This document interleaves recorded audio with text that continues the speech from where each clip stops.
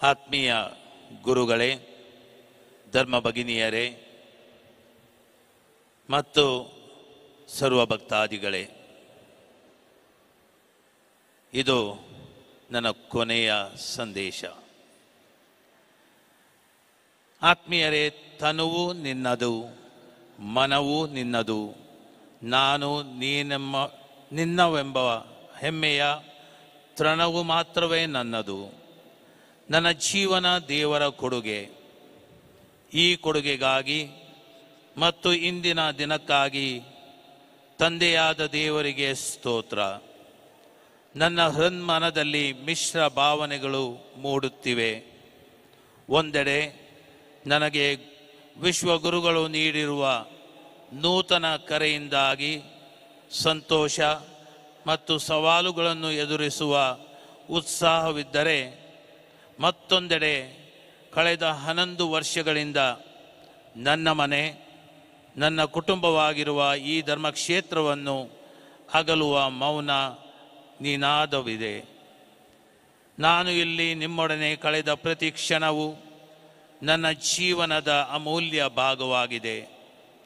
ನಾವು ಒಟ್ಟಾಗಿ ಸಂಭ್ರಮಿಸಿದ್ದೇವೆ, ಪ್ರಾರ್ಥಿಸಿದ್ದೇವೆ, ಸವಾಲುಗಳನ್ನು ಎದುರಿಸಿದ್ದೇವೆ ಮತ್ತು ನಮ್ಮ ವಿಶ್ವಾಸವನ್ನು ಬಲಪಡಿಸಿಕೊಂಡಿದ್ದೇವೆ. ನಿಮ್ಮ ವಿಶ್ವಾಸ ಮತ್ತು ಉದಾರ ಮನೋಭಾವವು ನನಗೆ ಪ್ರೇರಣೆಯಾಗಿದೆ. ಈ ಕ್ಷಣದಲ್ಲಿ ನಿಮ್ಮೆಲ್ಲರಿಗೂ ಧನ್ಯವಾದ ಹೇಳಲು ಬಯಸುತ್ತೇನೆ. ನೀವು ನನ್ನ ಬಗ್ಗೆ ಈಗ ನುಡಿದ ಮಧುರ ಮಾತುಗಳಿಗೆ ಹೃತ್ಪೂರ್ವಕ ಧನ್ಯವಾದಗಳು. ಇದು ನನ್ನ ಸಾಧನೆ ಅಥವಾ ಯಶಸ್ಸಿನ ಹೆಚ್ಚಾಗಿ ನಿಮ್ಮ ಒಳ್ಳೆಯತನ ಮತ್ತು ಔದಾರ್ಯವನ್ನು ತೋರಿಸುತ್ತದೆ. ಈ ಧರ್ಮಕ್ಷೇತ್ರದ ಪ್ರಗತಿ ಮತ್ತು ಯೋಗಕ್ಷೇಮಕ್ಕಾಗಿ ನಾನು ನನ್ನ ಅಲ್ಪ ಸೇವೆಯನ್ನು ಮಾಡಲು ನಿಮ್ಮ ನಿರಂತರ ಸಹಕಾರ, ಸಲಹೆ ಮತ್ತು ಸಾಂಗತ್ಯದಿಂದ ಮಾತ್ರ ಸಾಧ್ಯವಾಗಿದೆ. ಆದುದರಿಂದ ಇಂದು ನಮ್ಮ ಹೃದಯ ಮತ್ತು ಮನಸ್ಸುಗಳು ದೇವನಿಗೆ ಸ್ತುತಿ ಮತ್ತು ಕೃತಜ್ಞತೆಯನ್ನು ಅರ್ಪಿಸುವ ಕ್ಷಣವಾಗಿವೆ. 11 ವರ್ಷಗಳ ಹಿಂದೆ ನಾನು ದೆಹಲಿಯಲ್ಲಿ ಭಾರತದ ಪ್ರೇಷಿತ ಅಧಿಕಾರಿಗಳು ನುನ್ಸಿಯೋ ಇವರು ವೈಯಕ್ತಿಕವಾಗಿ ಭೇಟಿ ಮಾಡಲು ನನ್ನನ್ನು ಅನಿರೀಕ್ಷಿತವಾಗಿ ಕರೆದಾಗ ಅಚ್ಚರಿ ಕಾದಿತ್ತು. ಕೆಲವು ದಿನಗಳ ತೊಳಲಾಟ, ಗೊಂದಲ ಮತ್ತು ದಿಗ್ಭ್ರಮೆಯ ನಂತರ ನಾನು ಹೌದು ಎಂದು ಹೇಳಿದೆ. ದೇವರ ಯೋಜನೆಗಳಿಗೆ ತಥಾಸ್ತು ಎಂದು ಶರಣಾದ ಆ ಸರಳ ಕ್ರಿಯೆ ನನ್ನನ್ನು ಬಹಳಷ್ಟು ಶಾಂತಿ, ಸಂತೋಷ, ವಿಶ್ವಾಸ ಮತ್ತು ಭರವಸೆಯಿಂದ ತುಂಬಿಸಿತು. ಆ ಮನಸ್ಥಿತಿಯೊಂದಿಗೆ ನಾನು ಶಿವಮೊಗ್ಗಕ್ಕೆ ಬಂದೆ. ನಾನು ವಿಶ್ವಾಸದ ಸೇವೆ ಮತ್ತು ಸಮೃದ್ಧಿಯ ಜೀವ, ಈ ವಾಕ್ಯವನ್ನು ನನ್ನ ಧರ್ಮಾಧ್ಯಕ್ಷ ದೀಕ್ಷೆಯ ಧ್ಯೇಯ ವಾಕ್ಯವಾಗಿ ಆರಿಸಿಕೊಂಡೆ. ಶಿವಮೊಗ್ಗ ಧರ್ಮಕ್ಷೇತ್ರದಲ್ಲಿ ನನ್ನ ಸೇವೆಯ ವರ್ಷಗಳಲ್ಲಿ ಆ ಧ್ಯೇಯ ವಾಕ್ಯ ನಿಜವಾಗಿಸಲು ಕೈಲಾದಷ್ಟು ಪ್ರಯತ್ನಿಸಿದ್ದೇನೆ ಎಂದು ನಾನು ಇಂದು ಪ್ರಾಮಾಣಿಕವಾಗಿ ಮತ್ತು ನಮ್ರವಾಗಿ ಹೇಳಬಲ್ಲೆ. ಈ ಧರ್ಮಕ್ಷೇತ್ರದಲ್ಲಿ ಸರ್ವರ ವಿಶ್ವಾಸವನ್ನು ಗಾಢವಾಗಿ ಬಲಪಡಿಸುವುದು, ಯಾಜಕರನ್ನು, ಧಾರ್ಮಿಕ ಸಹೋದರ ಸಹೋದರಿಯರನ್ನು ಮತ್ತು ದೈವ ಜನತೆಯನ್ನು ಪ್ರಭು ಕ್ರಿಸ್ತನ ಜೀವನದ ಸಂಪೂರ್ಣತೆಯಲ್ಲಿ ಪಾಲುದಾರನಾಗಿ ಮಾಡುವುದು ನನ್ನ ಏಕೈಕ ಕಾಳಜಿಯಿತ್ತು. ನಾನು ಸಂಪೂರ್ಣವಾಗಿ ಅಥವಾ ಪೂರ್ಣ ಪ್ರಮಾಣದಲ್ಲಿ ಯಶಸ್ವಿಯಾಗಿದ್ದೇನೆ ಎಂದು ಹೇಳಿಕೊಳ್ಳುವುದಿಲ್ಲ. ಮಾಡಿರುವ ಅಳಿಲು ಸೇವೆಗೆ ಹೆಮ್ಮೆ ಪಡಲು ನಾನು ಬಯಸುವುದಿಲ್ಲ. ನಾನಿಂದು ಪ್ರಾಮಾಣಿಕವಾಗಿ ಮತ್ತು ಧೈರ್ಯದಿಂದ ಹೇಳಬಹುದಾದ ಏಕೈಕ ವಿಷಯವೆಂದರೆ, ನಾನು ನನ್ನ ಕೈಲಾದಷ್ಟು ಪ್ರಯತ್ನಿಸಿದ್ದೇನೆ. ನೀವು ನನ್ನ ಬೆಂಬಲ, ಶಕ್ತಿ ಮತ್ತು ಸಮಾಧಾನವಾಗಿದ್ದೀರಿ. ಆದ್ದರಿಂದ ದೇವರ ನಂತರ ನಾನು ನಿಮಗೆ ಚಿರಋಣಿಯಾಗಿದ್ದೇನೆ. ನೀವು ನನ್ನ ಜೊತೆ ಇರದಿದ್ದರೆ ನಾನೇನು ಸಾಧಿಸಲು ಆಗುತ್ತಿರಲಿಲ್ಲ. ಖಂಡಿತವಾಗಿಯೂ ನನ್ನ ಜೀವನ ಹೂವಿನ ಹಾಸಿಗೆಯಾಗಿರಲಿಲ್ಲ. ನನ್ನ ದಾರಿ ಹೆಚ್ಚಾಗಿ ಮುಳ್ಳುಗಳಿಂದ ತುಂಬಿತ್ತು. ಗಂಭೀರ ಸವಾಲುಗಳನ್ನು, ಕ್ಲಿಷ್ಟಕರ ಸಮಸ್ಯೆಗಳನ್ನು ನಾನು ಎದುರಿಸಬೇಕಾಗಿತ್ತು ಮತ್ತು ವಿವಿಧ ರೀತಿಯ ಮನಸ್ಥಿತಿಯ ಜನರೊಂದಿಗೆ ವ್ಯವಹರಿಸಬೇಕಾಗಿತ್ತು. ಕೆಲವು ಸಂದರ್ಭಗಳಲ್ಲಿ ನಾನು ಕಠಿಣ ಕ್ರಮಗಳನ್ನು ತೆಗೆದುಕೊಳ್ಳಬೇಕಾಗಿತ್ತು. ಆದರೆ ದೇವರೇ ನನಗೆ ಸಾಕ್ಷಿ, ಏಕೆಂದರೆ ನಾನೀಗ ಧೈರ್ಯದಿಂದ ದೃಢೀಕರಿಸಬಲ್ಲೆ. ಆ ಎಲ್ಲ ವಿವಾದಾತ್ಮಕ ಮತ್ತು ಕಷ್ಟದ ಸಂದರ್ಭಗಳಲ್ಲಿ ನನ್ನ ಘನತೆಗಾಗಿ ಅಥವಾ ಪೂರ್ವಾಗ್ರಹಿತ ಪೀಡಿತನಾಗಿ ತೀರ್ಪು ಮತ್ತು ನಿರ್ಧಾರಗಳನ್ನು ತೆಗೆದುಕೊಳ್ಳಲು ಎಂದಿಗೂ ಪ್ರಜ್ಞಾಪೂರ್ವಕವಾಗಿ ಅವಕಾಶ ನಾನು ನೀಡಿಲ್ಲ.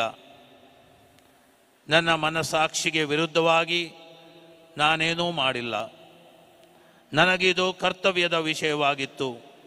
ಧರ್ಮಸಭೆಯನ್ನು ರಕ್ಷಿಸಲು ಮತ್ತು ಅದರ ಹಿತಾಸಕ್ತಿಯನ್ನು ಕಾಪಾಡಲು ನನ್ನ ಜವಾಬ್ದಾರಿಯ ಪ್ರಜ್ಞೆಯಿಂದ ಮತ್ತು ವಿಶ್ವಗುರುಗಳಿಂದ ಸ್ಪಷ್ಟ ಸೂಚನೆಗಳನ್ನು ಸ್ವೀಕರಿಸಿದ ನಾನು ವಿಧೇಯತೆಯ ಮನೋಭಾವದಿಂದ ಸಂಪೂರ್ಣವಾಗಿ ಕಾರ್ಯನಿರ್ವಹಿಸಿದ್ದೇನೆ. ಆದ್ದರಿಂದ ಶುದ್ಧ ಆತ್ಮಸಾಕ್ಷಿಯಿಂದ ನನ್ನ ಕರ್ತವ್ಯವನ್ನು ಪೂರೈಸಿದ್ದೇನೆ ಎಂಬ ಸ್ಪಷ್ಟ ಮನೋಭಾವನೆ ನನಗಿದೆ. ನನ್ನನ್ನು ದೂಷಿಸುವ ಏಕೈಕ ಉದ್ದೇಶದಿಂದ ನನ್ನ ಬಗ್ಗೆ ಬಹಳಷ್ಟು ಕೆಟ್ಟದಾಗಿ ಅನಾಮಧೇಯ ಪತ್ರಗಳನ್ನು ಬರೆಯಲಾಗಿದೆ. ವಾಟ್ಸಪ್ ಹಾಗೂ ವಿಡಿಯೋಗಳ ಮುಖಾಂತರ ಪ್ರಚಾರ ಮಾಡಲಾಗಿದೆ ಮತ್ತು ಮಾತನಾಡಲಾಗಿದೆ. ಅದೀಗ ನಿಲ್ಲುತ್ತದೆ ಎಂದು ನಾನು ಹೇಳುವುದಿಲ್ಲ. ಆದರೆ ಅದು ನನ್ನ ಬಗ್ಗೆ ಬರೆದಿರುವ ಸತ್ಯಕ್ಕಿಂತ ಹೆಚ್ಚಾಗಿ ಆ ದುರದೃಷ್ಟಕರ ವ್ಯಕ್ತಿಗಳು ಬಳಲುತ್ತಿರುವ ಆಂತರಿಕ ಗಾಯಗಳ ಬಗ್ಗೆ ಮಾತನಾಡುತ್ತದೆ. ಅವರ ಕೆಟ್ಟ ಮನಸ್ಥಿತಿಯನ್ನು ತಿಳಿಸುತ್ತದೆ. ಈ ಸಂದರ್ಭದಲ್ಲಿ ನಾನು ಹೇಳಲು ಬಯಸುವುದೇನೆಂದರೆ, ನನ್ನ ಹೃದಯದಲ್ಲಿ, ಮನಸ್ಸಿನಲ್ಲಿ ಯಾವ ಬಗ್ಗೆ ಅಥವಾ ಬೇರೆ ಯಾರ ಬಗ್ಗೆಯೂ ಕೋಪವಿಲ್ಲ. ನಾನು ಎಲ್ಲವನ್ನೂ ದೇವರ ಕರಗಳಿಗೆ ಅರ್ಪಿಸುತ್ತೇನೆ. ನಾವು ಮನುಷ್ಯರು ಕೇವಲ ಬಾಹ್ಯ ನೋಟವನ್ನು ನೋಡುತ್ತೇವೆ, ದೇವರು ಹೃದಯವನ್ನು ನೋಡುತ್ತಾರೆ. ಶಿಲುಬೆ ಇಲ್ಲದ ಪುನರುತ್ಥಾನವಿಲ್ಲ ಎಂಬ ಸತ್ಯದ ಅರಿವು ನನಗಾಗಿದೆ. 10 ವರ್ಷಗಳ ಹಿಂದೆ ಪವಿತ್ರ ಭೂಮಿಗೆ ಪುಣ್ಯ ಯಾತ್ರೆಯ ಸಮಯದಲ್ಲಿ ನಾನು ಗೊಲ್ಗೋತ ಸ್ಥಳದಲ್ಲಿ ಶಿಲುಬೆ ಅಡಿಯಲ್ಲಿ ಕುಳಿತು ಪ್ರಾರ್ಥನೆಯಲ್ಲಿ ಆಳವಾಗಿ ಮುಳುಗಿದ್ದಾಗ ನೋವಿನಲ್ಲಿಯೂ ನಲಿವಿದೆ ಎಂಬ ಸತ್ಯ ನನಗೆ ಅರಿವಾಗಿತ್ತು. ನಾನು ಶಿವಮೊಗ್ಗ ಧರ್ಮಕ್ಷೇತ್ರದಿಂದ ಸಂತೃಪ್ತಿಯ ಭಾವನೆಯೊಂದಿಗೆ ತೆರಳುವ ಸಮಯ ಬಂದಿದೆ. ಈ ಸ್ಥಳದಿಂದ ವರ್ಗಾವಣೆಯ ಕರೆ ಬಂದಾಗ ಅದು ನಮ್ಮ ವಿಶ್ವಾಸದ ಪಿತಾಮಹ ಅಬ್ರಹಾಮನಿಗೆ ಬಂದಂತೆ ಅನಿರೀಕ್ಷಿತ ಅಥವಾ ಅಚ್ಚರಿಯಾಗಲಿಲ್ಲ. ಕಳೆದ 1 ವರ್ಷದಿಂದಲೂ ಮೈಸೂರು ಧರ್ಮಕ್ಷೇತ್ರದ ಸೇವಾಧಿಕಾರವನ್ನು ಸ್ವೀಕರಿಸಲು ಸಲಹೆ ಸೂಚನೆಗಳನ್ನು ನನಗೆ ನೀಡಲಾಗಿತ್ತು. 11 ವರ್ಷಗಳ ಹಿಂದೆ ಶಿವಮೊಗ್ಗಕ್ಕೆ ಬಂದ ಅನಿರೀಕ್ಷಿತ ಸಂದರ್ಭವಿರಬಹುದು ಅಥವಾ ಪ್ರಸ್ತುತ ಮೈಸೂರಿನ ಧರ್ಮಾಧ್ಯಕ್ಷರಾಗುವ ನಿಯೋಜನೆ ಇರಬಹುದು. ಯೇಸು ಸಭೆಯ ಸದಸ್ಯನಾಗಿ ಭಗವಂತನ ಚಿತ್ತಕ್ಕೆ ಮಣಿದಿರುವೆ. ದೈನ್ಯದಿ ಹಿರಿಯರ ನುಡಿಗಳಿಗೆ ತಥಾಸ್ತು ಎಂದು ಶಿರಬಾಗುವೆ. ಸಮಾಧಾನ ವಿಶ್ವಾಸ ನನ್ನಲ್ಲಿ ಮನೆ ಮಾಡಿದೆ. ಭಗವಂತನು ತನ್ನ ಇಚ್ಛೆಗೆ ಶರಣಾದವರನ್ನು ದೃಢೀಕರಿಸಲು ತನ್ನದೇ ಆದ ಸುಂದರ ಮಾರ್ಗಗಳನ್ನು ಹೊಂದಿದ್ದಾರೆ ಎಂಬುದರ ಅರಿವು ನನಗಿದೆ.